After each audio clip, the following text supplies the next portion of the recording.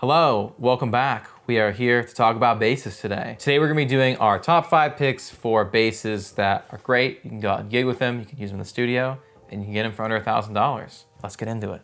All right, so number 5 is going to be the FGN or Fujigen basses, specifically their Neoclassic line or even their J standard line of basses. The Neoclassic line has some great J and P style basses, which always sound great. They kind of have a bit of a modern tinge to them. They're not super vintage correct. They stay in tune well. They've got good electronics and the necks are nice and slim and comfy. And what's not to love? These are super solid, extremely reliable, and you can get them in some really cool colors, and you can get these for well under $1,000 on the used market today. All right, so number 4 is going to be a fairly uncommon bass these days, but one that you can still find pretty easily, and that is the Gibson EB4T and EB5T basses. These are some very bare bones basses from Gibson that never really caught on. They have 2 humbucker pickups, which sound really big. This kind of gets you in like Music Man, like almost G&L territory, but made in the States by Gibson. These pickups are really cool because they're high output compared to something like a jazz or precision bass, but compared to like a Stingray, they're actually not as hot. They just sound really clear, lots of definition, lots of articulation. Well, aesthetically, they're certainly not my favorite. This is probably not what I would be gravitating towards for a live bass. They do the job, and I think because they never really caught on, used market-wise, they don't go for anything too crazy. And both the 4-string and 5-string versions can be pretty easily attained for under $1,000. And looking at other options, this is a pretty great value right now. So I would definitely jump on these. If you see one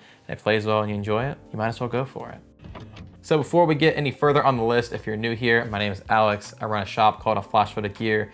We are an e-commerce based music and guitar shop specializing in like mostly higher end guitars, basses, synths, pedals, recording gear, all that good stuff. This is all funded by that. So if you're looking for some gear, we'd love if you checked out the site, aflashfootofgear.com. We don't have any other like sponsors or anything. We just do this all ourselves. So if you have a moment, we'd love if you checked out the site and let us know if you find anything you like. And if you see something on this list, we might even have it available for sale right now. Also, we've noticed that I think last time we checked, it was literally 80% of people that watch our videos are not subscribed. We are currently in the process of scaling up our YouTube channel and doing more with this. We would really appreciate if you considered subscribing, liking, commenting, all that good stuff. Let's get those numbers up and let's start doing more videos. With all that out of the way, let's get back into the list.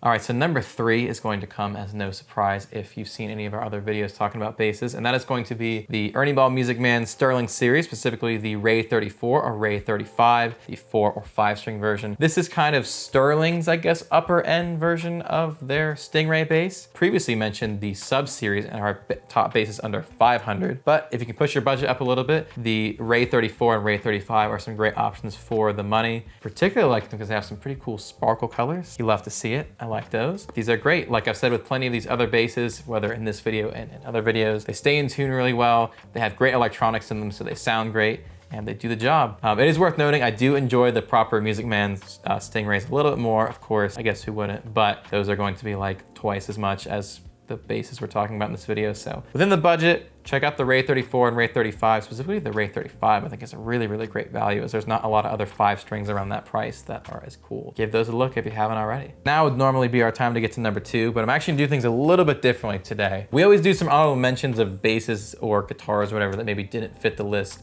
for one reason or another, and I put those right before number 1. I'm actually gonna put that before number 2, as number 2 and number 1 are honestly ties. It just depends what you're doing. We'll circle back to that in just a minute. So my number 1 honorable mention, and literally one of just my best recommendations ever, is going to be to check out the Fender American Special line, specifically, of course, the American Special Precision and American Special Jazz basses. My top recommendation is for the American Special Precision bass. These sound really great. I love the necks on these in particular. They're really comfortable, and they're a little slimmer than you'd be used to with like an American Standard. I think they're really cool. The only reason I didn't put it on the list, it probably would have ended up being number 1. I'm noticing these are usually going for a little above $1,000 now, so it doesn't truly make the budget, but if you can find one for around there, or you can push the budget up a little bit, definitely check these out. Staying well under budget, I did want to give a shout out to some of the harder to find Japanese precision and jazz bass style basses. I wanted to talk about a lot of those in our under 500 video, but they couldn't make the cut since they usually go for more than 500, but they're notably less than 1,000. My 2 favorite ones are gonna be the Tokai Hard Puncher, which is a Tokai kind of take on a precision bass, or a Greco JB500, which is Greco's take on a jazz bass. Both are solid, both are great options to get a vintage bass for not vintage money. If you haven't checked those out already, give them a look. All right, I think that's all that. Now we are down to number 2 and number 1. I actually have both of these with me, so let's get into it. My number 2 pick, which like I said is almost a tie, is going to be the Fender Aerodyne Jazz Bass. The version I have here is actually the Japan domestic version. The export version for markets like here in the US is actually a little different, as well as having a little bit different electronics. You'll also notice that the Japan domestic version has a pick guard, whereas the export version has no guard. So for those of you unfamiliar, the difference between the Japan domestic stuff and the Japan export line, like we were talking about, is that Fender Japan makes most of their instruments just for the Japanese market and they do not get exported. Really, we only see the export guitars here in the States traditionally, at least through like big box retailers and stuff. Those are typically just gonna be like limited runs, which will do some cool stuff, but we never really get a full taste of what Fender Japan is doing. They only really sell them over there, so the only way to get them here would be through a shop like us, where we actually go over to Japan pretty frequently and buy guitars and basses and bring them back. That is how we got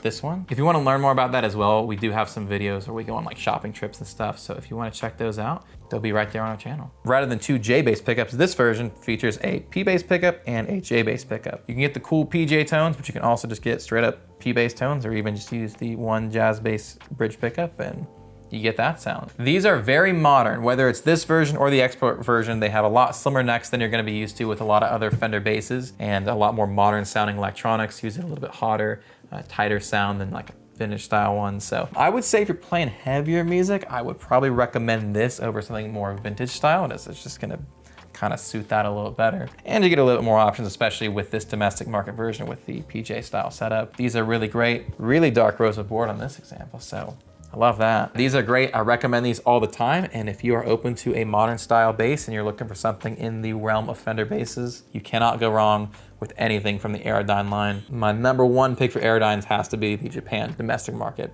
Aerodyne jazz bass. So we are down to number 1.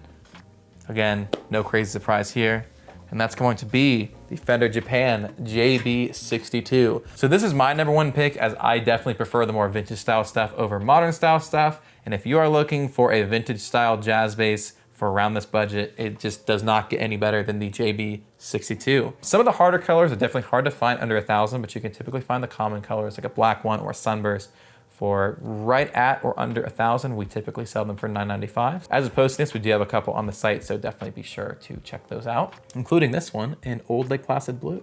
So in general, the Japan reissue stuff, I would say from the last like 20 years, is usually gonna sit price-wise just above the Vintera line and a little bit under your American Vintage line. I think it's worth pushing the envelope a little bit to get out of the Fender Mexico range and into the Fender Japan range. I know I've mentioned this in other videos, but I always think that that is relevant to note. I think that the Japan reissue stuff is going to be a little closer to the American Vintage than it will be to the Vintera line. The biggest difference is going to be that most Japan reissue stuff still uses a poly finish rather than nitro. So in order to get into nitro, you either need to get into the Japan Heritage stuff or the typical American Vintage or American Original lines. So I think that covers just about everything. Hope you guys have enjoyed going through this list with us. I think the $1,000 price point is really important, as that is right where you start getting into the real like pro level instruments. And if you're serious about what you're doing and you can swing it, I think this is kind of the minimum of where you should start investing in your instruments if you want something that's going to last you a lifetime. Obviously, you can spend plenty more than $1,000, and there's plenty of stuff that's, you know, triple or quadruple the price of what we talked about here that I still think is worth the money, but there's always going to be a law of diminishing returns. So I think hitting that $1,000 price point is important, and I think that you can go really far with anything that's gonna be on this list. Of course, this list was not comprehensive. There's so many great options of basses in this price range, so I would love to hear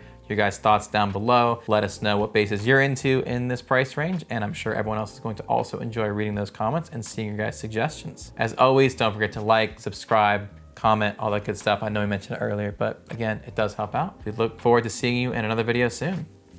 Bye.